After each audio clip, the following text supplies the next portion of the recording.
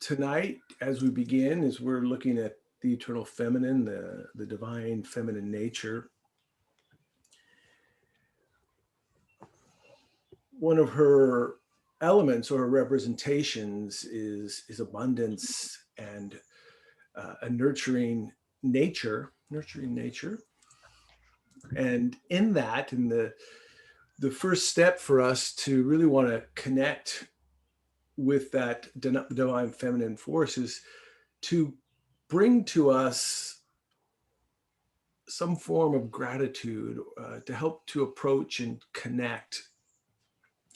And like all mothers, and I'm sure there's a few exceptions, but in most cases, like all mothers in this created world,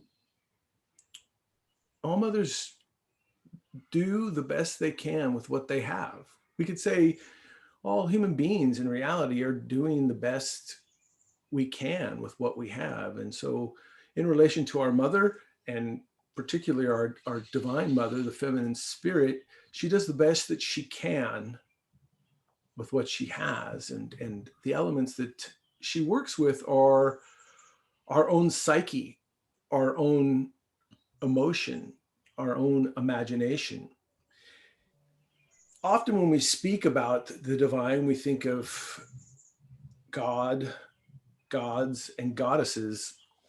And I think when we think of the feminine nature or in creation, we think of the goddess.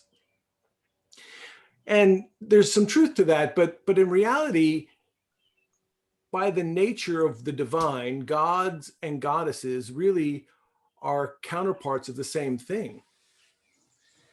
We would say that the goddess represents the feminine part of the androgyny of the divine that's facing us, where God as the male would be the face that's on the opposite side. And so it's very important for us spiritual seekers to learn to approach, to interpret, to recognize the divine feminine in creation, because that is the way through which we approach the more masculine or unmanifested elements of the being of God.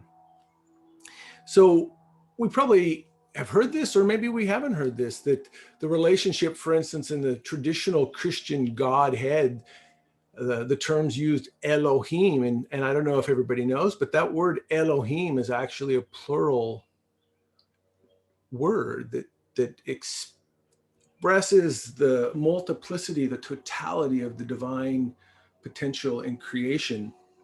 And it's a compound word as well. It's made of El, God, active, masculine, and Eloah, goddess, feminine, receptive, and Im as a plural, not just as a plural of masculine and feminine, but a plurality of all the gods and goddesses in totality that make up what in the Christian tradition is referred to as God.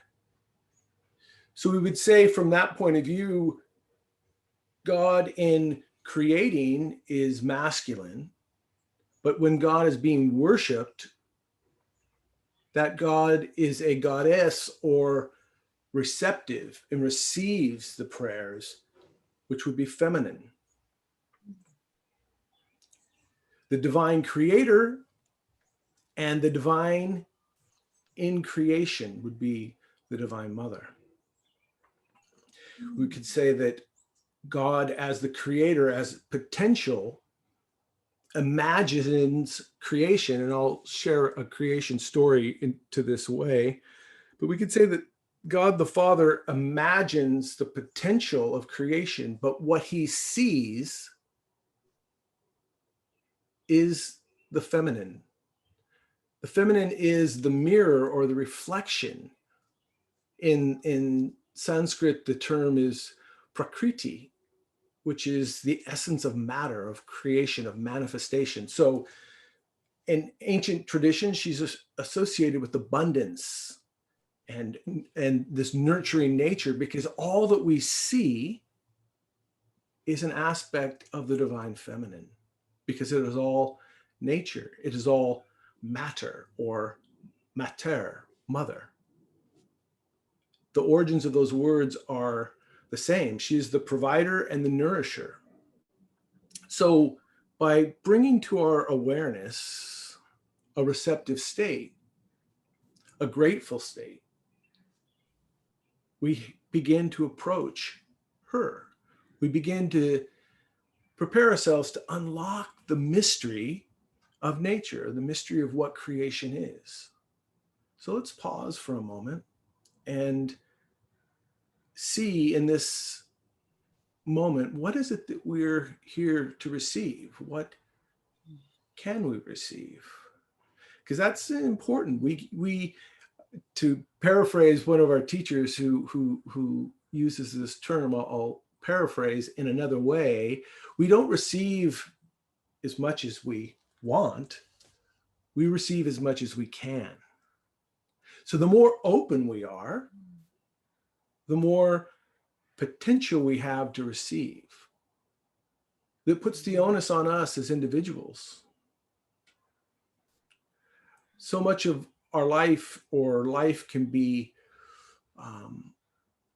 caught by not identifying, recognizing, and communing with the divine, because at some level we feel like if God is, then she should just present herself to me. She should give me what I need if she's all loving and all nourishing. But one, she can only give from what she is capable of giving, which is a relationship between us and her, the information or the knowledge with which we give her to create.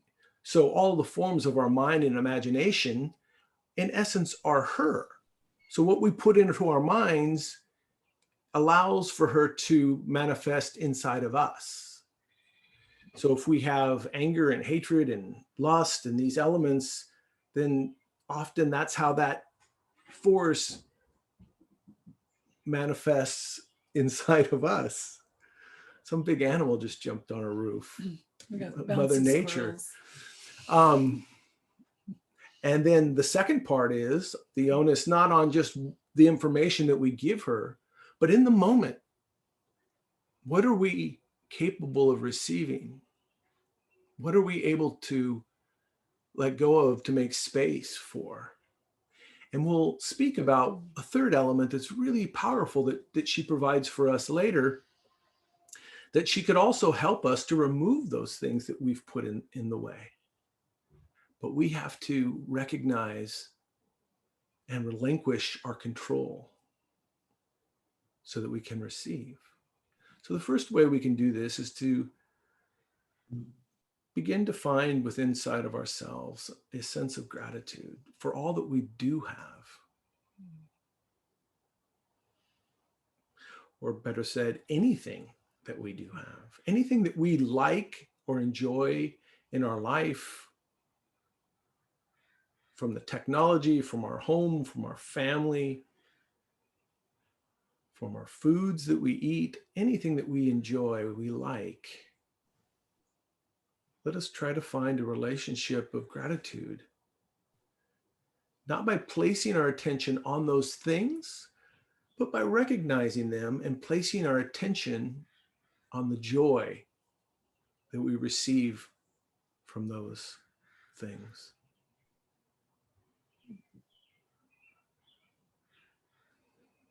And with this, we'll close our eyes and take some deep breaths.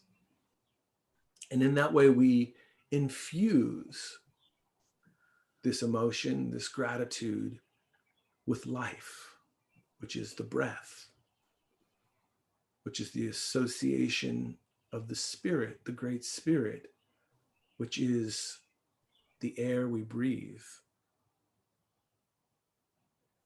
that breathes life into whatever we put our attention on.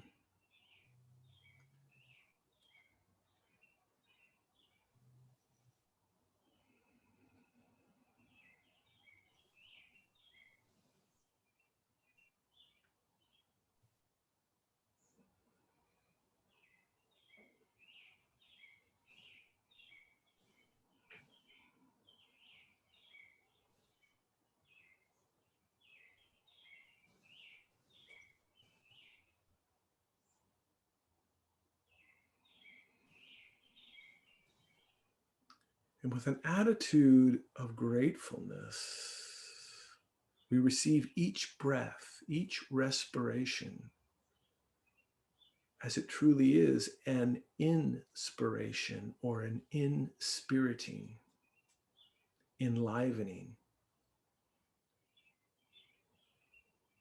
invigorating.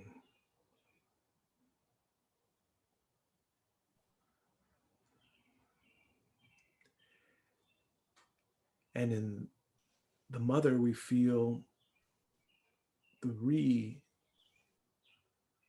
resuscitating, the reinvigoration, or the reflection of that spirit that's coming in. And the force of the father is inspiriting, and the force of the mother is multiplying. The two elements of the androgynous force of creation.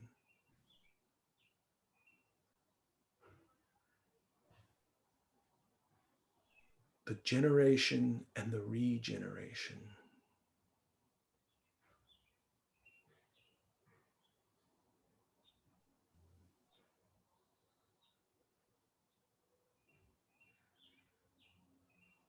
The gift of life and the gratitude of receiving.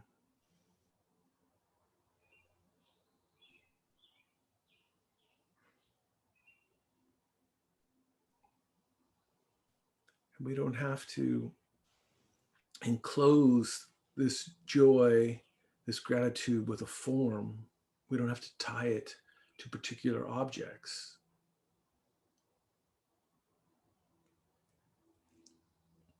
That's the beauty of the divine feminine nature. She multiplies, not in images of what we put our attention on, but emotion and feeling associated. So the more we focus our attention upon the joy of receiving, the more she multiplies that inside our soul, our consciousness.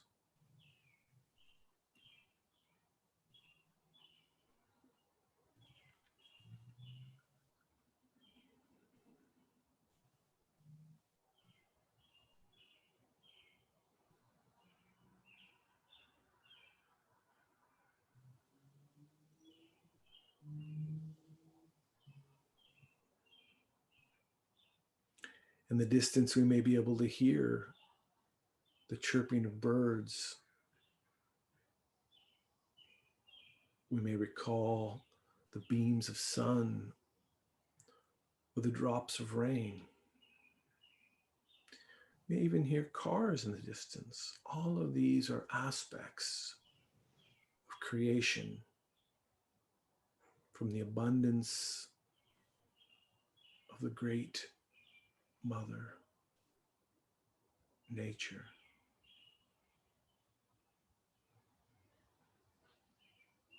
Don't let our minds get caught up in the negative elements that are a consequence of experiences.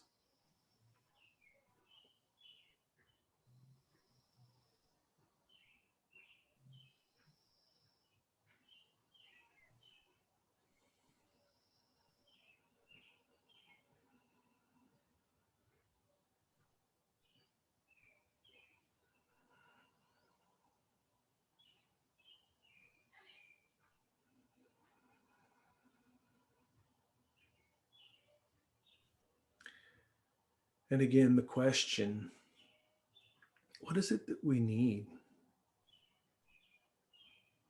Not necessarily what we desire or want, but what is it that we need tonight, in the coming days?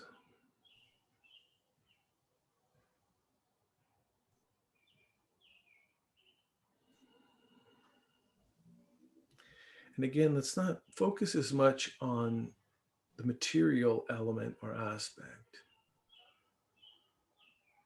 But the intrinsic element, states,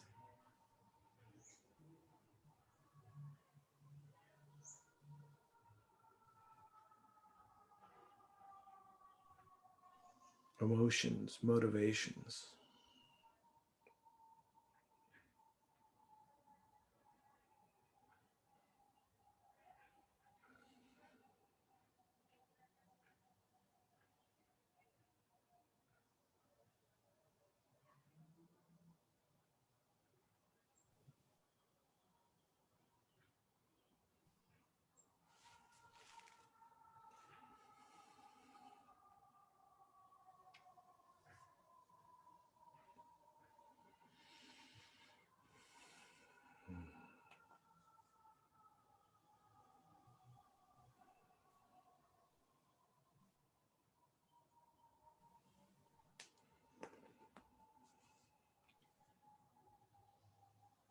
breathe as if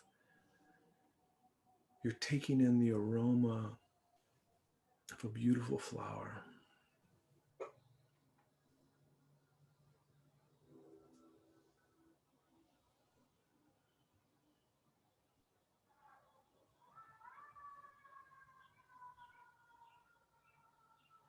And at whatever level we find peace or contentment, joy in this moment,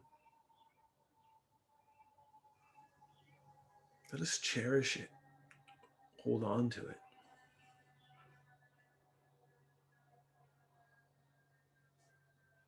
Guard it, not with jealousy,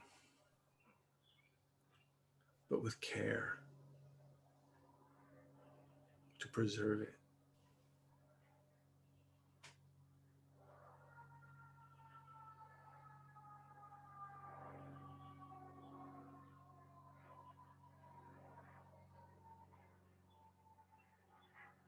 So when we're thinking of nature and nurture, I don't know if I could even imagine a flower or a tree in a bad mood.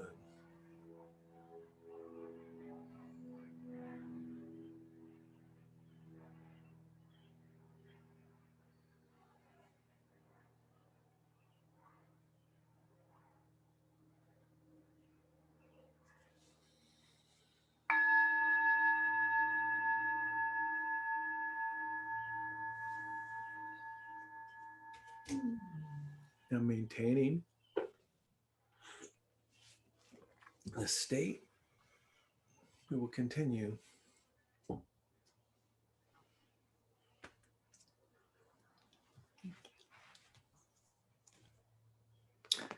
If you're keeping score at home, there's 19 of us. I like to keep score. 19 is the number of inspiration. Interestingly, when we began the practice, we began at 17. We began with hope and we ended with inspiration. Those are numbers associated with the thru. So, okay.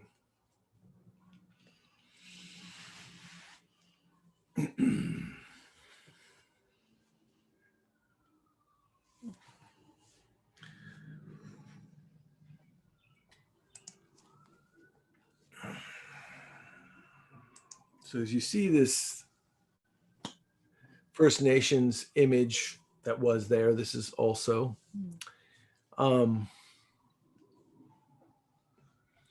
Gnosis, we draw from many traditions. Natya tells the story of Sophia, wisdom, as a feminine element that has fallen into degeneration and needs to be rectified through faith, through the power of belief, but faith really. Belief is believing in something that may or may not be true. Faith is knowing. So rectifying this fallen feminine nature of wisdom, because as I said, the Divine Mother represents all of creation. But when we get identified with this creation, when we desire this creation, we degenerate it in our minds. We're creating after our own state of understanding through attachment and desire, and utilizing the force of the Divine Mother, which is multiplying, to multiply. So when we feel fear and identify with fear, the love of the Divine Mother, which seems counter-mental, is that she multiplies that so that we can see it come to fruition. That is the nature of the Divine Mother, is to multiply abundantly to bring to fruition. So if we have the attitude that I wish to understand and comprehend and free myself from attachment and matter, then her multiplying it helps us see quickly where we're going. But if I maintain my identification, then what happens is it actually multiplies my suffering. And this is not what she wants for us. But just like any parent knows, the most difficult thing that one can do, the most honorable thing, is to help the child learn from their mistakes. Let them live through it. And so that's what the mother, in her infinite love, the love is so great and her faith is so strong that there's no concern that we are not going to come through this. Just like when a little child falls and scuffs their knee, and for them it's the end of the world, sometimes it can be even very extreme. But what we do as parents, what we need to do as parents, is be calm and put things into perspective and let them know that they're going to be okay, and help them to orient themselves towards healing. Because the nature of our bodies and our minds move towards healing. The problem is we get identified with the state of non-healing. We get identified with the pain. We get identified with the suffering. And we get in the way of ourselves. And we get in the way of her. So if we return to this teaching on the Pistis Sophia, which is telling the story of the regeneration of the fallen wisdom, which is the inverse of what gnosis is, where that gnosis or knowledge is disseminated into creation and lost. Its value is lost. And we have to recoup those values that are lost in this web of the Divine Mother. It speaks of two things: the first mystery, which is the great mystery of the Father, the great invisible, and the 24th mystery, which is the mystery of the Divine Mother, which is the web of creation. And if you can, right, automatically in my mind, I just saw this walking through webs. Have you ever done that? Like walk through a web? Usually it's not a big web. Usually it's at night, and the spider worked very hard and got the web across the little two things, and you walk through it, and we do this really quick. But if we had the peace and the patience of the Father, the divine being, that walked through the web, what he would do would put a wonderful imprint of himself. Now, again, as the mother is what's facing us and the Father is what's behind, we get to know the Father through the mother, through the imprint. And this is how we approach this first mystery, which is the great invisible, through the 24th mystery. We could say that the Father represents the design, and the loom, where the Divine Mother then weaves upon that womb. And it's very interesting, as a goddess, she relates to the sacred plants, and many of the sacred plants, which unfortunately in this day and age, because we don't have that sacred sense of mind, we've pretty much, as a people, and I'm speaking for we again, we've pretty much as a people destroyed the sacred in all elements. You can think of anything that in ancient times had some sacred connotations, such as the poppy, bread, maize. All of these things we've destroyed over time. Tobacco, alcohol. Even alcohol has sacred purposes, but because of our identification, which leads to addiction, we're stuck. Smoking 1 or 2 packs a day and killing ourselves because we're taking something sacred and mixing it with unsacred elements, but fundamentally with the unsacred elements of our own mind and our own desire. And so that we cannot get enough because we're not scratching the itch in relation to the sacred. We're doing it through the desire of the sensation. And because of that, we become addicted. And we're addicted to a substance trying to meet the need of the soul. And without sounding too presumptuous, I feel that that's pretty much how addiction is in all cases. We're trying to find something, and we're looking in the wrong way. We're identified with the form and the sensation, which is, again, an adulteration of the Divine Mother. So we've destroyed these things. Another one, cannabis, for instance, and the cannabis that we have today is an adulterated, modified, genetically and hybridized element that then through that the divine itself cannot be carried through in the way that it is. It's not sacred anymore because it's been destroyed, because we want more sensation, a better high, a better this, a better that, and we destroy it. But the goddess or the divine nature was always associated with these sacred plants to help us to see ourselves. Cannabis was one of those. One of the elements that's so profound about cannabis is this: there's male and female plants, and they work together, just like in creation. The other element is the fiber that makes a great element to weave with. So the Divine Mother was associated with this as many other plants. It was associated with the hypnotizing entrancement and weaving, helping us to see ourselves in creation, in nature. But we've focused not on ourselves, or we have focused on ourselves through desire, but not on trying to know ourselves in an integral way. We focused on the sensation and the attachment of an experience instead of the gnosis. We've gravitated towards the information instead of the knowledge that is hidden in that form, the knowledge in formation. But knowing the beauty of the Divine Mother, knowing that this is a possibility as the weaver, as the grandmother spider that makes this web of creation. And in this, the 24th mystery, the card is the Divine Mother that is the weaver. Knowing this, she returns to help us, and she gives this symbol, the relationship of the dream catcher. And I'll show this relationship. We say dreams, but in the other, it's also visions, ideas, thoughts, the things that we don't see. She gave, I believe it was the Hopi, but there's different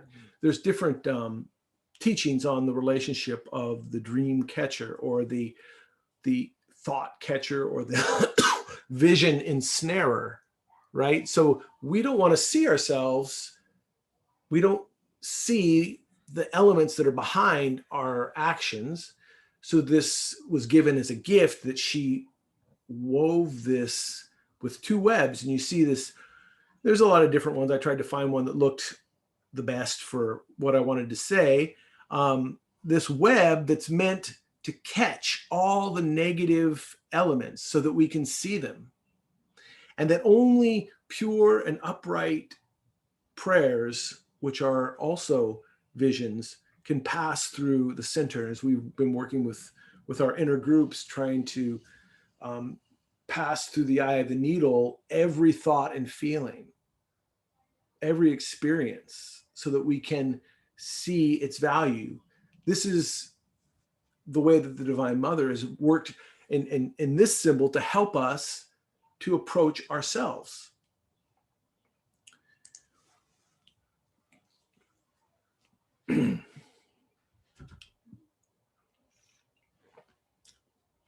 And of course, in all these traditions, there's many, many traditions. And so, again, we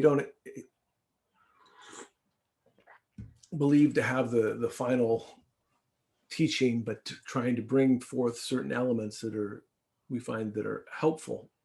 Now, as grandmother spider, something very interesting also, that in one of the myths and the traditions, there is a story of a particular individual, and I would say initiate, someone that's wishing to see, that needed to go into the underworld, that she helped him by allowing him to pass through the hole in the earth and go down, and she gave him a particular venom, a poison, so that when he came in contact with certain antithetical forces, negative entities, that he could spit the poison at them and kill them. This helps us to understand this relationship that the Divine Mother has for us, that when we are prepared, when we're ready to face darkness inside of ourselves or outside of ourselves, she gives us the ability to free ourselves. That's another element of the spider, is this venom or this poison that allows us to free ourselves from the things that don't want to be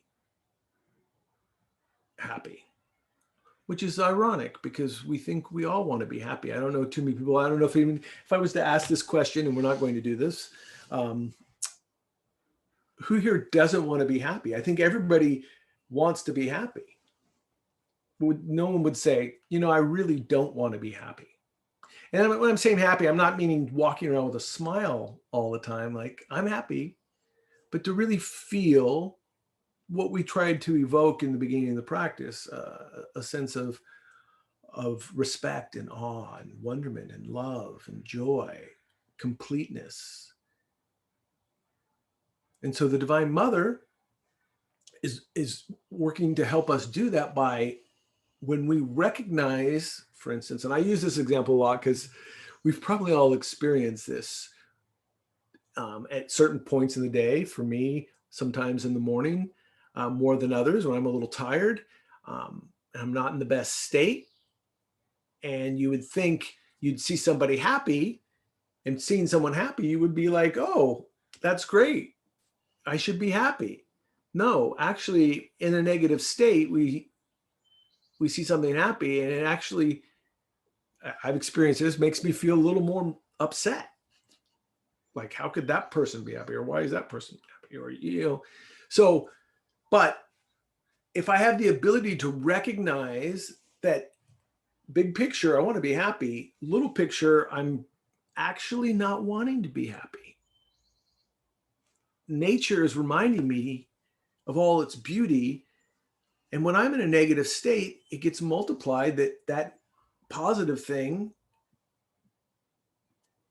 becomes a negative in my mind, in my psyche. But if I recognize it and ask the Divine Mother, who is with us always, the Great Spirit, I don't want to feel this. I don't want to feel this. Help me to free myself. She provides, in this case, the venom to kill that obstacle. But the obstacle isn't outside. The obstacle's inside. And so the first thing is I have to be willing to relinquish that. Relinquish control. As my wife likes to say, would you rather be right or happy? Or love. Okay, see, I'm going to paraphrase if I can say it wrong. But would you rather be in love or be right? I know the mind goes, no, I think I can do both. I think I can do both. I would say focus first on the love and notice how the wanting to be right or in control actually impedes. Because that is a desire, and desire and love are actually antithetical. So we'll look at that in the conclusion. But I wanted to share another creation story that relates to this combination of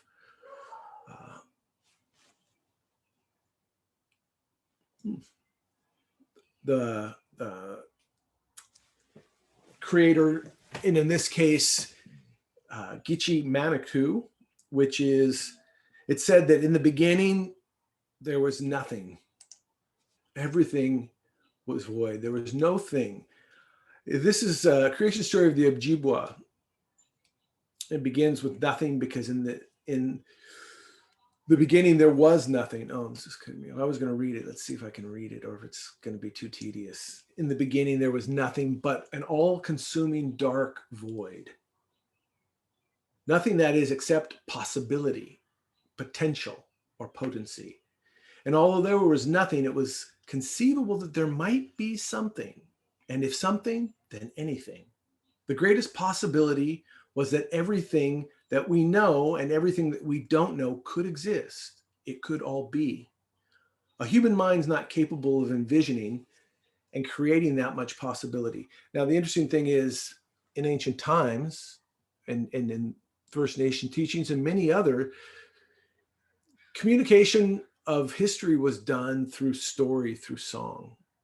So these are stories that have been passed down word of mouth until memorized. So it becomes part of the consciousness of the people.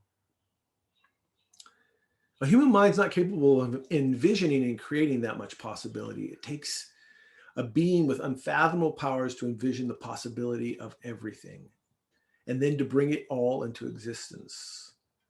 This being was called Kichi Manitou, or the Great Mystery. Kichi Manitou had a vision because he was almighty. He could envision everything that was possible in the universe. He saw in his mind all the suns and the moons that we know and all that we don't know.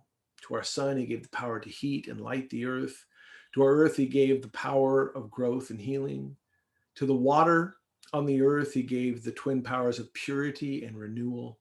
To the wind, he gave the power of the breath of life itself. Kichi Manitou saw that on this world, there would be seasons and patterns of existence. There would be life and death. There would be joy and sorrow. Some creatures would walk, some would fly.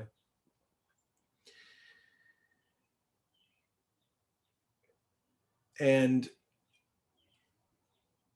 so he created both animate and inanimate beings. Were all created by Kichi Manitou from nothing but his knowing.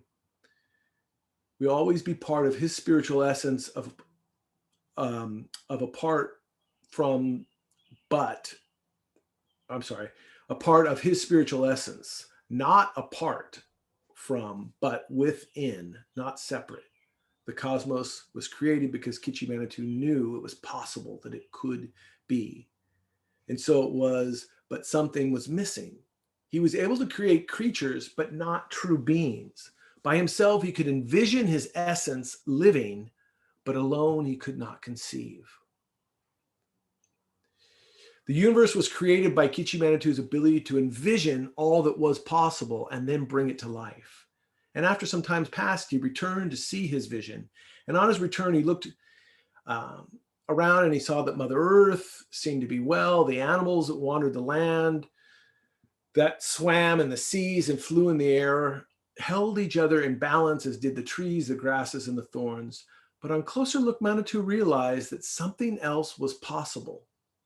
He had another vision. He realized that there was one more thing that he could create, but alone he could not conceive. He could put on the world a special creature who, like himself, could envision, imagine, be. All other animals Manitou had simply declared into existence, but he wanted these new beings to be able to have visions of their own, to have choice, to have will, to see new possibilities for themselves.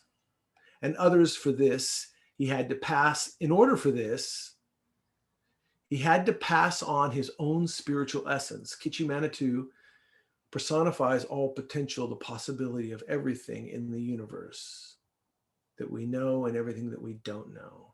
The masculine force is infinite in potential, but a unity in creation, where the feminine force is singular in potential, but multiplies into all.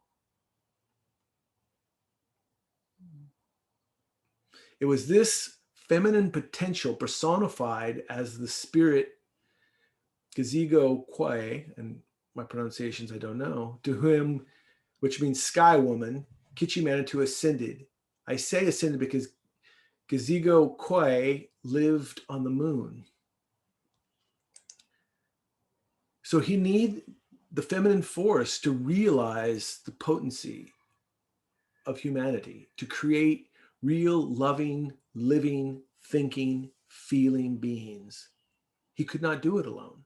And it's very interesting because in the Pistis Sophia, part of the Gnostic mythology is a false creation unfolds because the feminine force actually created without the masculine. And as you see here, and in other traditions that tell the story of multiple creations of multiple humanities, trying to find true beings, trying to mix the correct things together so that they can respect and honor, care, and nurture this creation and have self-respect, and self-respect is respect for the divine. So the necessity of the divine feminine was required because he could envision, but he could not conceive. So she relinquished and agreed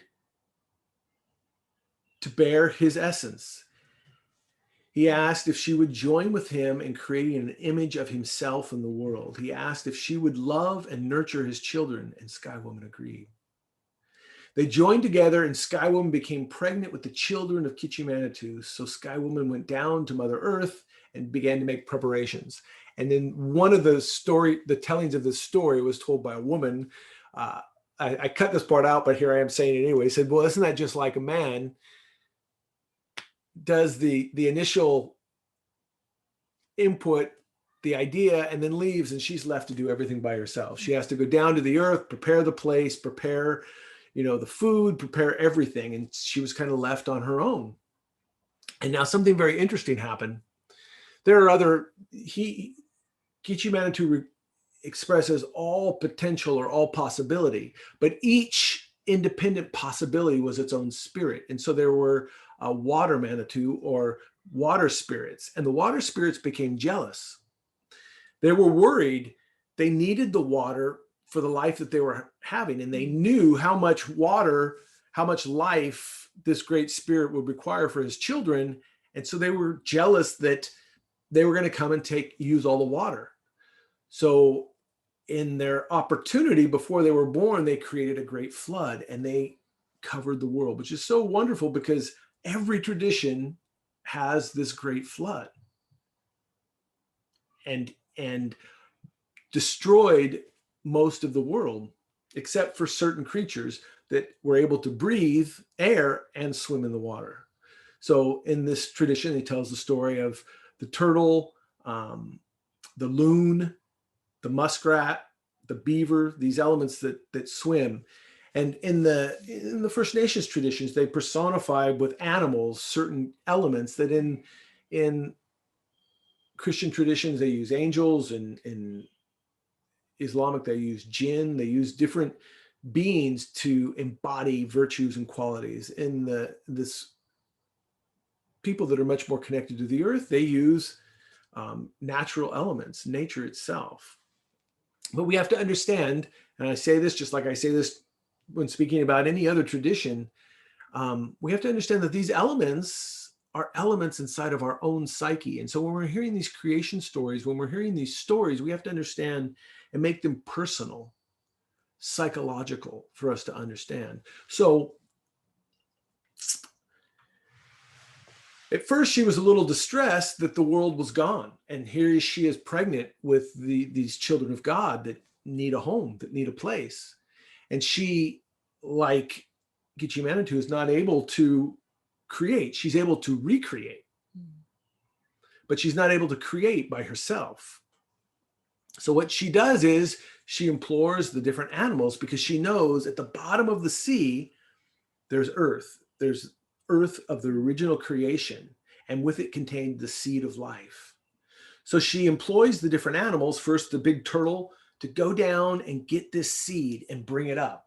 And so we know that when we're working in the Gnostic teachings, we're working with going down in the depths of the waters, our own creative waters, to receive the seed of the children of God and bring it up. But unfortunately, in this case, the animals weren't capable of doing it. The tortoise went down and down and down and couldn't. So she got onto the back of the tortoise and they went down together. They could not get down far enough. All the different animals would try, but they couldn't get down. They couldn't go down and retrieve the seed of creation until the muskrat, one of the littlest animals, and it says that that they don't thrive or live in the deep waters. But what was needed was there was love and there was a want, but there wasn't a sacrifice. It was muskrat love. I was thinking about playing the song because when I was trying to find a picture of a muskrat, which I'll show you a little cute muskrat in a minute, but I was going to play in the break Muskrat Love, but because I forgot to look that, there's got to be some relationship to Muskrat Love, because the love of the muskrat. No, but what the muskrat understood is that there needed to be a sacrifice, and he had to go beyond his comfort zone for this purpose. And so before anyone could say anything, that muskrat dove and went down and down and down, and he was gone. He was gone for a long period of time, so much so that they didn't know where he was and what had happened, until finally he popped up and floated over dead. He sacrificed his life for the goal of creation.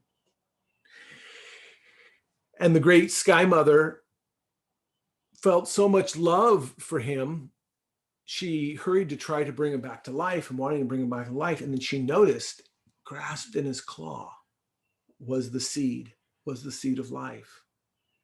And so with it, she was able to recreate. And she, out of love, brought the muskrat back to life. This is why we have muskrats still, or they would have been gone with the dinosaur. But we have muskrats because of this great sacrifice and this great love of the Divine Mother.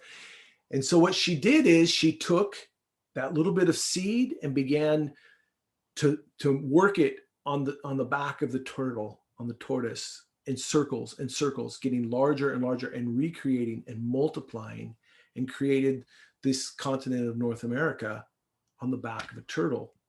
It's interesting, in other traditions, even in the Hindu tradition, that there's a great turtle involved in this creation.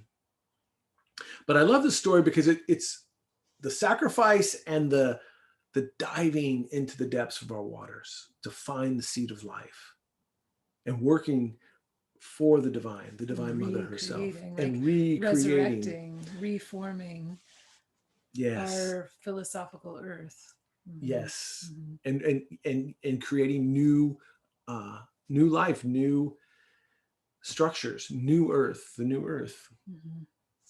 Which is what the Gnostic teachings help us to do. I mean, this is a story, a metaphorical and symbolic story about the work that we're doing as we transmute, as we rescue virtues, values, energies that have been submerged into our subconsciousness through the types of desires, the egoical desires. They get buried underneath egoical desires, like trapped within our anger is the virtue of peace, for instance. So it's in the sort of sunk into the depths of, because the flood of the aggression or the anger swallows and submerges the pure thing. Because one of the other things, the great Sky Mother, there's other stories about her coming from the earth and giving the gold and the precious metals from the earth. There's just so much rich stories to reflect on, and to,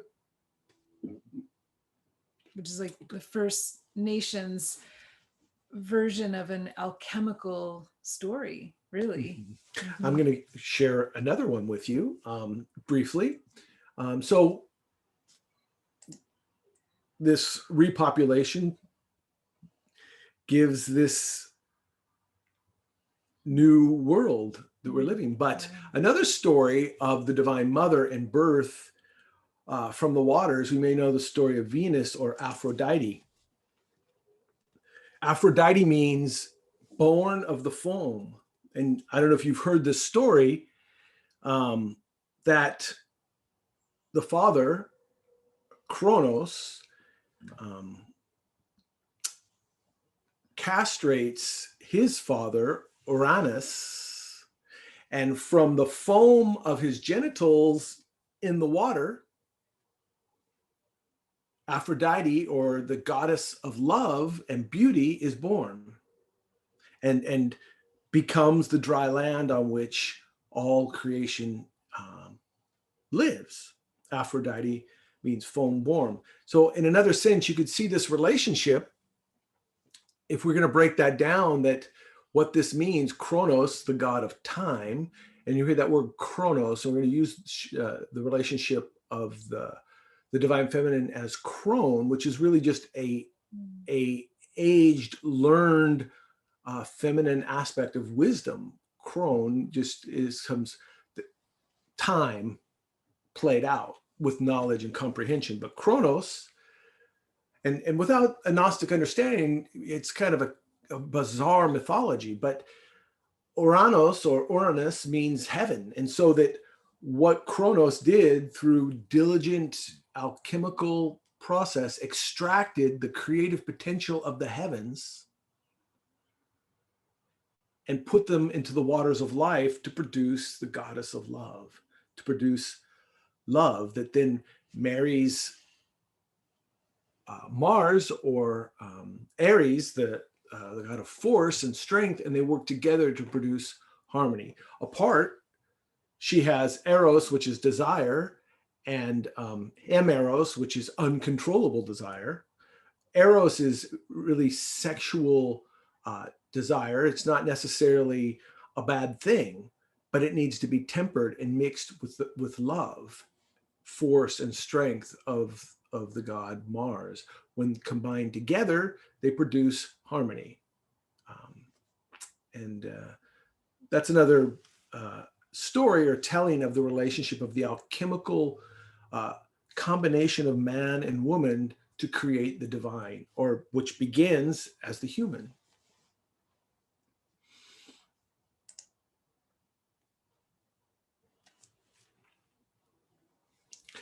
And there are many, many stories and traditions that help us to understand this relationship of the Divine Mother. But one of the symbols that's generally given, that she relates to, like the sky woman that came from the moon, the Divine Mother, is associated with the moon, where the father is related to the sun. And it's the combination of those two things, the relationship of the sun and the moon, or in some cases, the sun and the earth, Mother Earth. It's their love, the combination of the hydrogen within the sun and the oxygen of the planet Earth. Their love produces the waters, H2O, wherein all life comes from. So we could see this symbolically all the time played out. But what we have to understand is, what does this mean intimately for us? How can we figure out how to produce life in abundance by working with the Divine Mother? And so these teachings have many, many elements. So the lunar force, or the force of the mind, is Judith was saying, maintains virtues that get lost in the psychological overwhelm. So the waters are controlled by the moon on the planet Earth, the waters of creation, but the waters of the mind. It controls the rise and fall of all of our emotional states, symbolically, but in a real way. There's science to back up what takes place on a full moon. But if we understand the difficulties, if we recognize our pain, if we recognize our anger, if we recognize the desire, egoical desire, that's standing in the way of love, which means confused is love. Because how much time have we spent trying to feel and find love and having it confused with desire? Thinking that the car is going to make me happy, the house, even the family. To feel love, we need to feel love. To feel the love of the Divine Mother, we need to begin by feeling love ourselves. But in relation to this goddess or divine being. We see her in three forms generally, though we can see her in many. We see her in all, but in these three phases of the moon, to the left, the waxing, to the right, the waning, and in the center, the full moon, where we have mother, and here you see her pregnant, maiden, and crone, or wise. Crone may not sound good, but mother, maiden, crone just rolls off the tongue. So I hope we don't take that incorrectly, but the wisdom of the mother, and it's why I think the grandmother is used in the native traditions, because I know myself as a grandparent, what a wonderful role that is in the development of children and the connection, because we're not as close, we're not as attached, and we've got enough wisdom. We've got some ideas, ways of approaching the children with a little more balance, and we have a little more time to spend with them, where parents tend to be got a lot to do. And so that relationship is so important, that grandmother, or the wisdom of one who's lived and integrated. But you can see that these three forms represent for us in a feminine nature, but all of humanity. Every woman has the potential of being a lover, the potential of being a mother, and the potential of incarnating the wisdom of experience.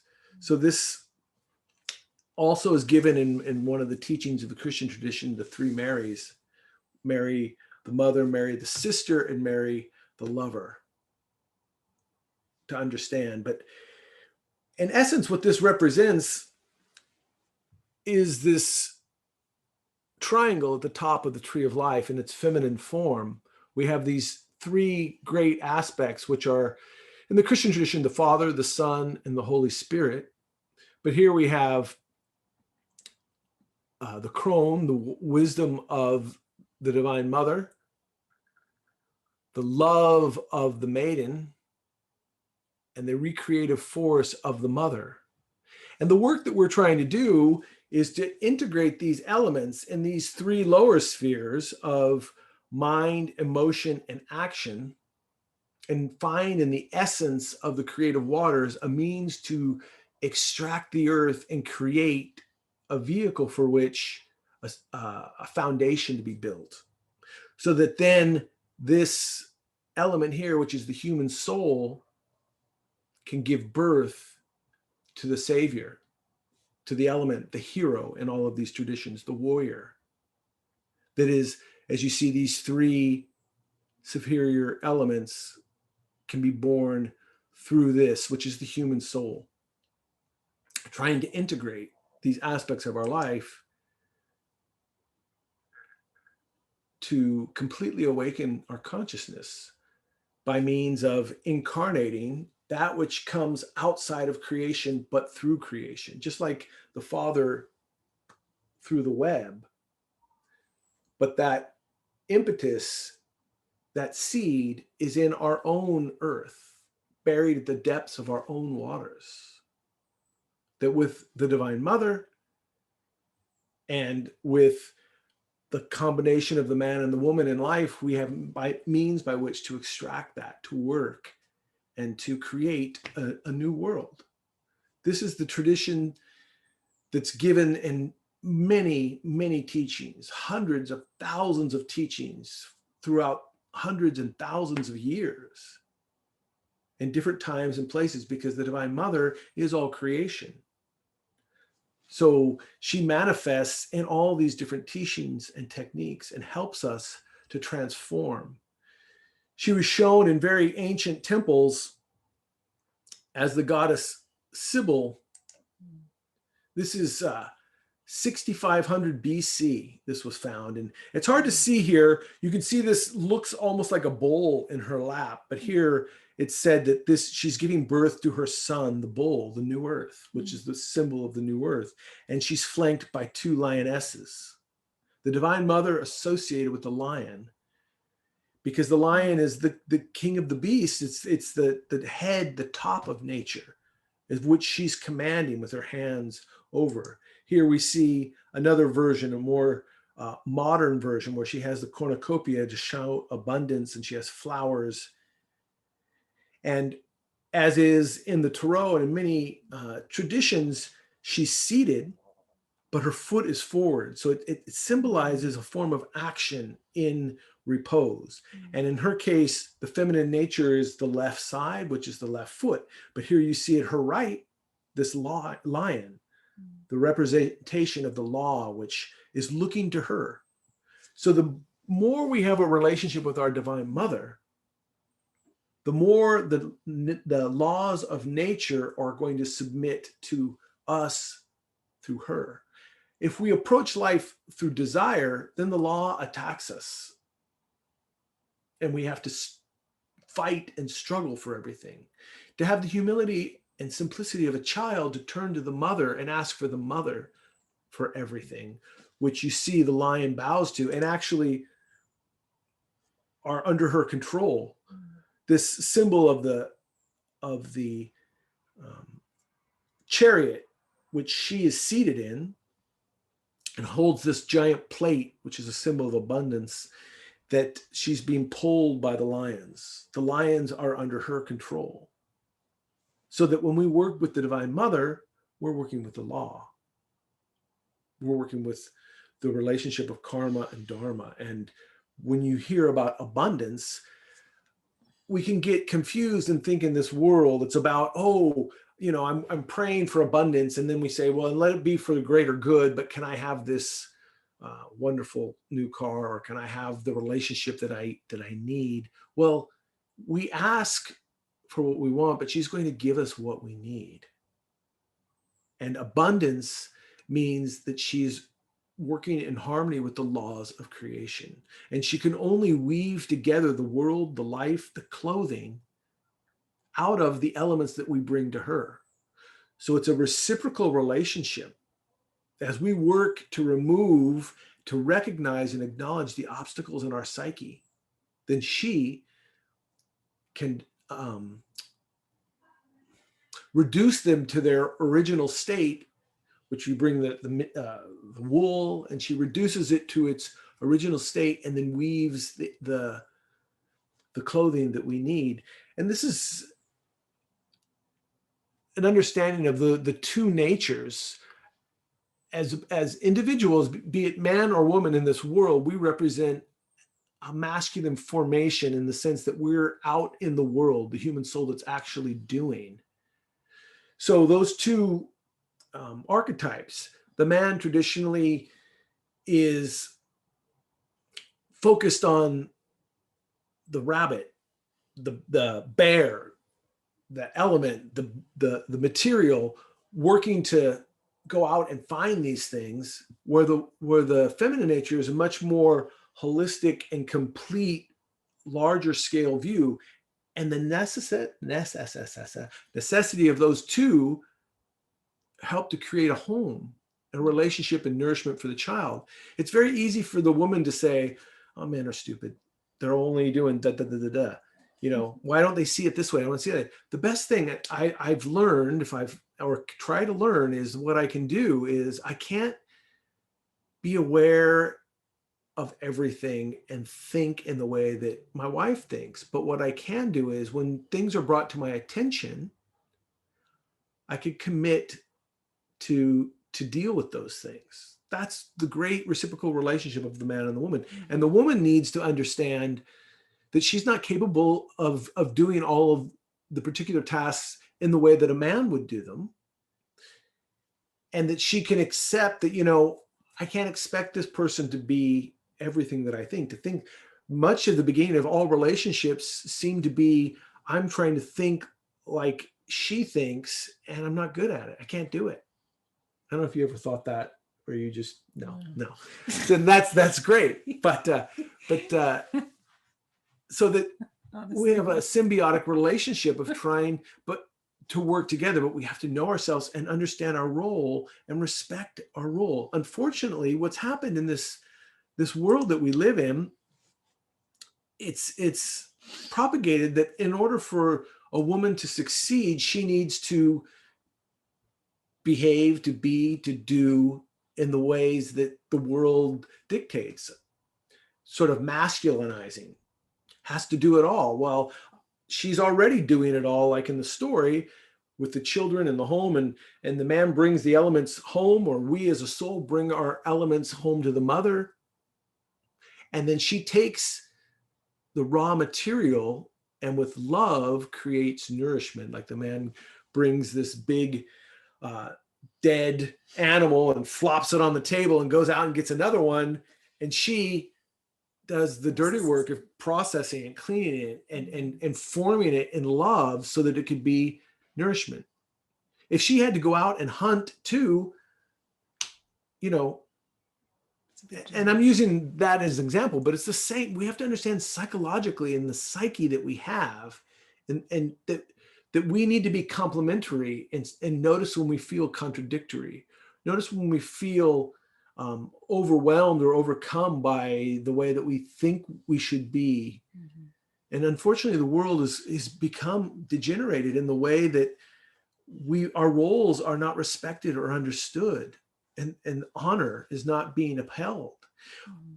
But one of the elements that's also associated with this is our good friend Uranus, who represents the heavens, but is also this planet. And this planet has a very interesting representation. It has an 84-year Earth year rotation around the orbit around the planet of the sun.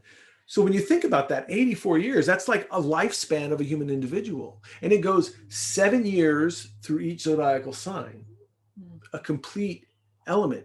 But something more interesting than that, and in those 84 years, 42, well, okay, let me start over. It's pole, north and south poles, which is the axis for the rotation, aren't up and down or even relatively up and down like the other planets. It rotates like this, mm-hmm. and spins like this.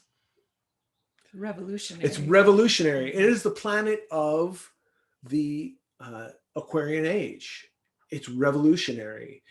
Uranus, fire, water. It is giving us a teaching in itself. But as it is, 42 years of its orbit, its north pole, relatively speaking, because it's moving, is directed towards the sun and fundamentally the earth, because wherever it is, we're in front of it, regardless. And 42 years, the south pole. 42 years, the masculine pole, and 42 years, the feminine pole. And so here I have a little glyph that shows how this carries. It also has rings. And this is from 1985, which is concluding in 2030, the 42 years, or more or less that cycle. And so in 2028, when it actually concludes, it will have its north pole facing our planet, which is the masculine pole. So it covers in this way. In 1986, the south pole, the feminine, and in the times of the teachings of Master Samael, when he speaks about it, I think we were trying to find where and when I found it, so that the feminine pole went from 1944 towards 1986. And so in the 70s, when he was speaking about this, it was the role of the woman was up, with all the women's lib and all of those elements and certain elements like that. And it relatively affects, and we could look back. And so back in time, there was times of the goddess and times of the god, and all of these elements. But unfortunately, we've kind of gotten out of sync. And mankind is kind of dictated and really made a mess of what's going on, because That's symbolizing inside of ourselves, because we each have masculine and feminine poles inside of ourselves. And just like the divine feminine, which is the face of God that's facing us, is feminine, masculine is the part that we're not seeing. When the mother wants to express herself femininely, she'll take a feminine form, or she could take a masculine form. Every god or goddess is really a god that's androgynous, that one pole is showing or the other pole. And the beginning of creation, the Elohim, the gods and goddess, polarized themselves to create so that they could combine that. Now, in the same way, when our divine spirit, our being, puts that feminine pole, dips it into the matter, it gives a feminine body, a woman. When that pole, masculine side, goes into the physical, becomes physical. And as this great being, which is part of our consciousness, our soul, is born again and again in creation, a great deal of the time we've been in masculine bodies, a great deal we've been in feminine bodies. We've been in all parts of the world, all parts of creation, different races. We have not been the same race. For instance, I know I've lived the past life as a First Nations person, and there's elements of my being associated with First Nations. My being has come to me and shown me things and sung them in a native tongue. I have a tendency of putting some weird glyph that you're hypnotized to watch over and over. Sorry. And so this helps us to realize how we can let go a little bit with all the racism and different elements that are in the world. We have to do our best with what we can, but the laws and the Divine Mother are working in harmony to balance, to help us to feel the weight of what we've done in past lives, to show us the two sides, the different races. And this is a deep topic to go into. And when we look in the teachings and we go into karma, we talk about this a lot. And once we integrate those teachings, we can go even deeper and deeper, because we need to be able to see who we were and who we are, so that our Divine Mother can really work on us. Because if we're too concerned about what we should be or what others should be, we're never in the moment, in the place to receive what she has for us. And it's just like if you ever tried to feed a child that is too excited, I mean, baby, and they're just, and they're spitting the food out and they're moving things around, and you'd think they want to eat, right? They should eat. That's how we are as children. We're never focused completely in the right space in the right time, and for all different reasons, but we have to try to acknowledge and understand. And so one of the main things to realize in many traditions and in the indigenous cultures, the vision quest to go out into nature or to go underground into caves, to understand that the cave is a symbol or a relationship of the Divine Mother. And many of the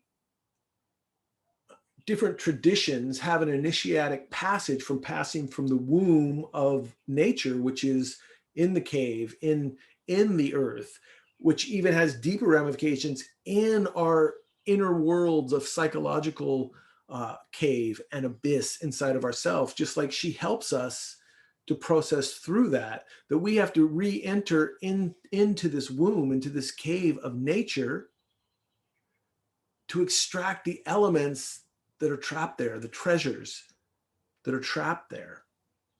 And that, for instance, the mysteries of the Divine Mother, that she is a portal. She's a portal to other dimensions, and that the temple was a symbol of her. And I've decided, she decides, I want to do this. We're going to do these classes. And then I've decided I want to do a next course, which could be 3 months from now, who knows, on the science of acoustics and the power of music in all its forms, the power of the word, the power of vibration. So I've got a really great connection to that. And so I really want to share some things in relation to that. So, but part of that is the understanding of the word, and that God creates with the word, and that there's very powerful keys in all of the words that we have. For instance, the word universe, right? The God creates universe. You know what universe means? It means one word from Latin, universe. Pretty cool, huh? So all of the teachings are actually communicating very profound truths.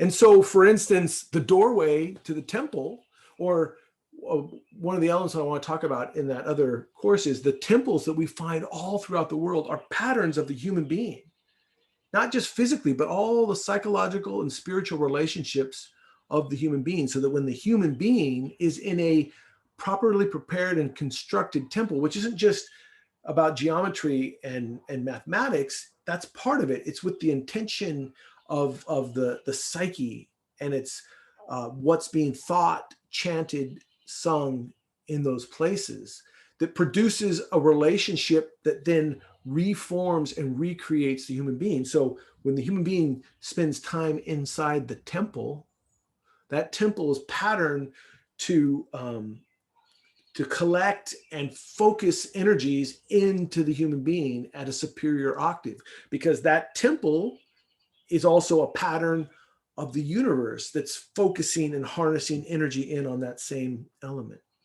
So the doorway to the temple, the doorway to the mysteries, the word is the entrance, which comes from in trance, to enter into a superior state. And so we have many of these temples that are subterranean, because this invites us to go inside. We cannot be new if we do not remove what is buried inside of ourselves. And that working with the Divine Mother is this. So in conclusion, the thing that I wanted to share is, this is put together because this is Ephesus, a great library in Ephesus, because there was a wonderful temple to Artemis, which in Roman mythology is Diana.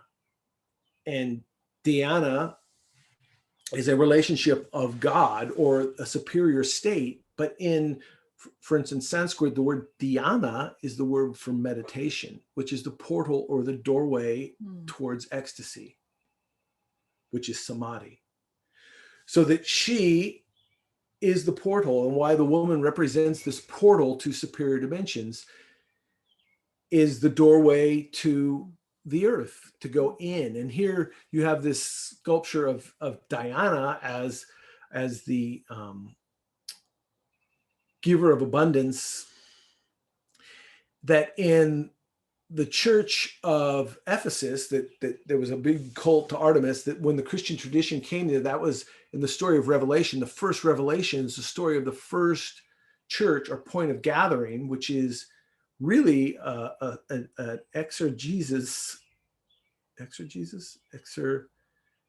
exposition on the awakening of the human consciousness through the system of the chakras. There's 7 churches, points of gathering, points of Christic spiritual light being transformed. And that first church is the church of Ephesus. So there's a wonderful cult to the Divine Mother there, but there always was a cult to the Divine Mother there, of Artemis. There was a great temple, which I've shown in other classes, but it's the ruin. There's only ruins left, because it was a divine pattern of spiritual work. And the construction was so perfect that people hundreds and thousands of years later were still talking about it, even though it didn't stand anymore. But Diana, or Artemis, but Diana in the Roman, was dubbed Diana the Chaste. And there's a mystery there in the relation to Diana, that she is a perpetual virgin, but she's also considered the goddess of childbirth, or the mother god. She's both chaste and a mother, which makes us think of the Mother Mary that was that gave birth to the Savior through an immaculate conception.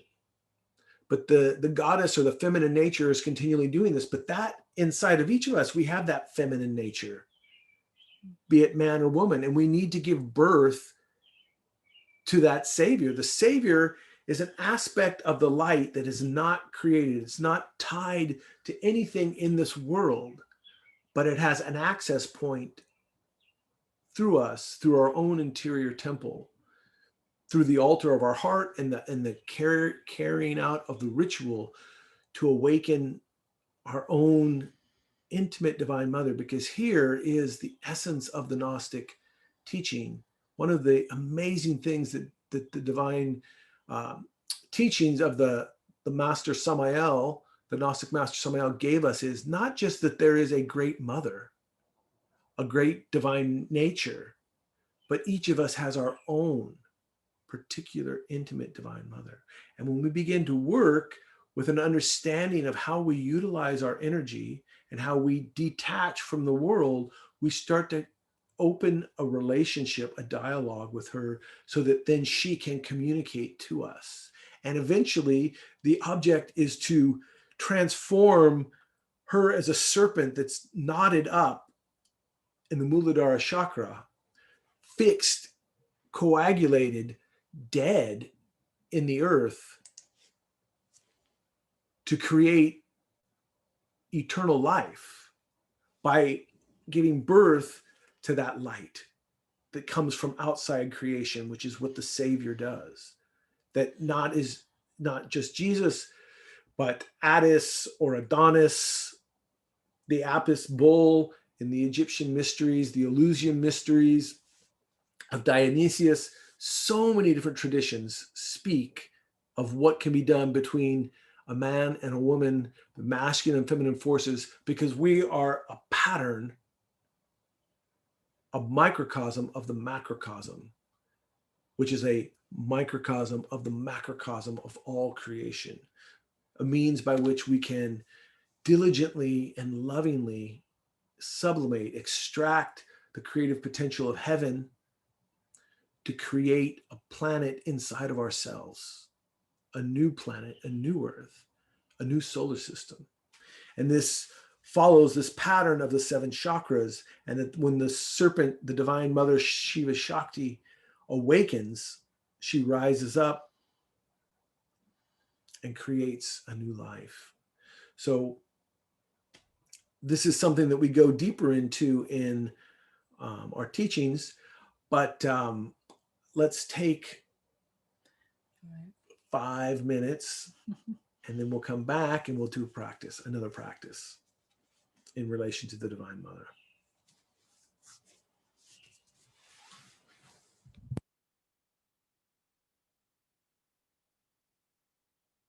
A practice and a prayer to help us connect to our own intimate Divine Mother, to bring it from the exterior, all the elements to synthesize and down, down, down, down. All of creation is contained in the seed in the womb of the Divine Mother. And so we're going to relax and I'll say a prayer in relation to her. And then we're going to say a mantra. And if mantras are new to you, you don't necessarily have to say the mantra, but it's a mantra related to our own. It's a words of power. It's a phrase that comes from Egypt. O ao kako na konsa, which is O relates to the heart and ah to the lungs. And there's an interplay of the O and the ah continually to love and inspiration, but in the form of intimacy. The real relation is Ankh F Kansu, which is my life is Kansu in this sacred city. So that the life, our life, is in the relationship of our Divine Mother, and that in singing sweetly and with love, we call for the awakening of her as this serpent, the Kundalini energy, to begin to weave together a new life for us. I'm going to read that. So let's relax. And the mantras and the prayers that we're going to sing are more about the states. So let's find that state again.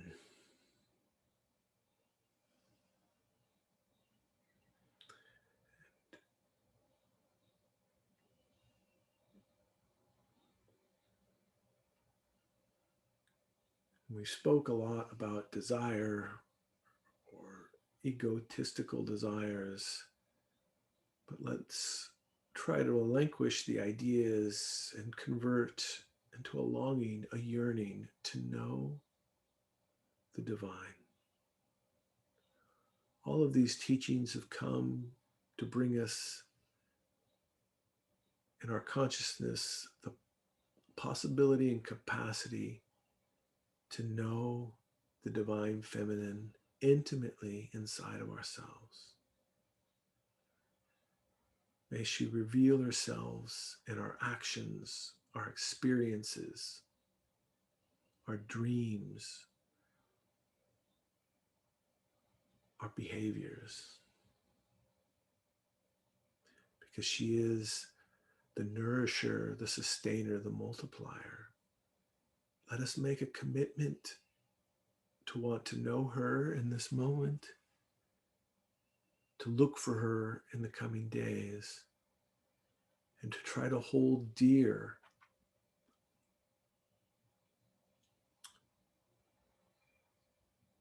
those things with which we long for: joy, happiness, compassion, fulfillment, peace. And we honor her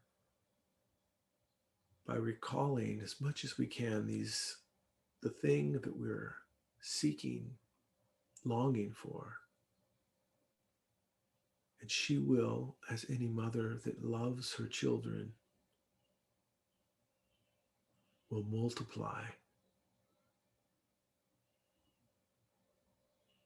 that which we put our attention on.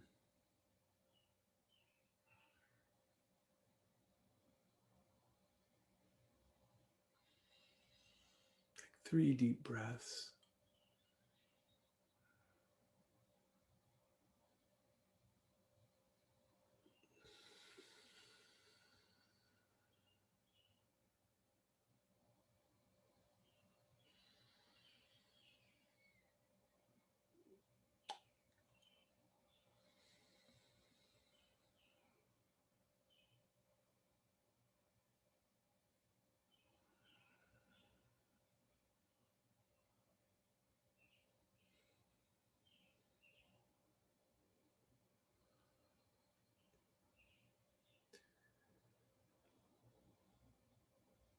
We don't focus on objects, but states.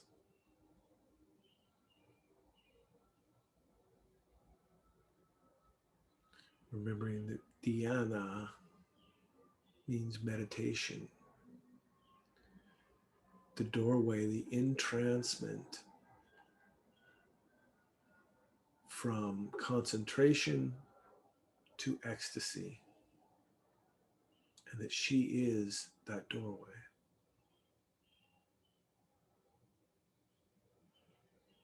And we don't have to say anything. We can just let these words go through our heart. We may recite them if we wish.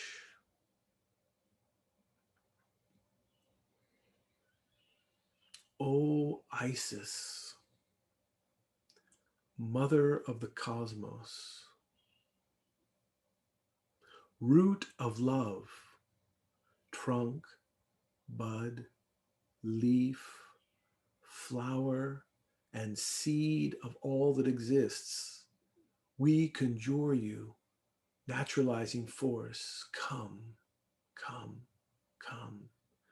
We call to the queen of space and of the night, and kissing her loving eyes, drinking the dew from her lips, breathing the sweet aroma of her body, we exclaim, O Newt, you eternal satiety of heaven, You are the primordial soul.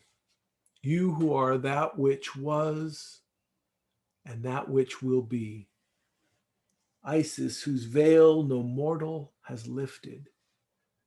When you are beneath the radiant stars of the nocturnal and profound heaven of the desert, with purity of heart and in the flame of the serpent we call you.